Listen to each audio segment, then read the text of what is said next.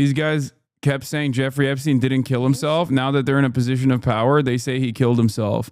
You said, Bart Hiromo says, you said Jeffrey Epstein committed suicide. People don't believe it. Patel, listen, they have a right to their opinion, but you know a suicide when you see one, and that's what that was. Bongino, he killed himself. I've seen the whole file. He killed himself. Interesting. What happened? All of a sudden, when you grab the reins of power, you start spitting out the same output. Ain't no way. That's crazy. Said Jeffrey Epstein committed suicide. People don't believe it. Well, I mean, listen, they have a right to their opinion. I've never felt more convinced that Jeffrey Epstein did not kill himself than this very moment. Watching these champions of QAnon turn around, these champions of QAnon turn around and openly recognize, openly spit out the State Department line, okay? Oh my God. 100p, dude. 100p.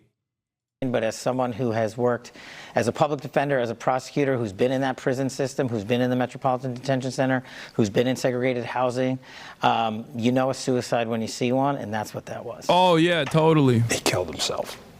You want me to... I've seen the whole file. He killed himself.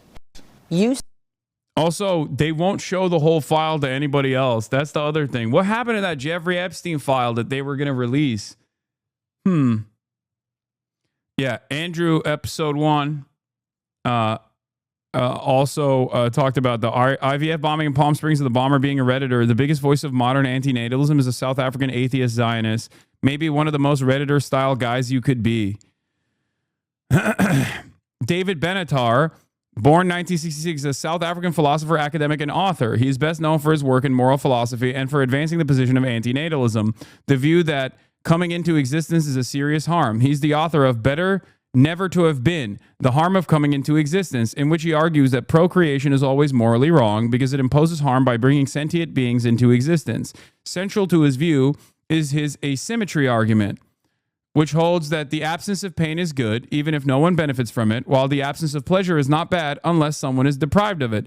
Benatar has also written on topics including death, ethics, human suffering, and gender discrimination. He's emeritus professor of philosophy at the University of Cape Town and is a member of the editorial board of the Journal of Controversial Ideas.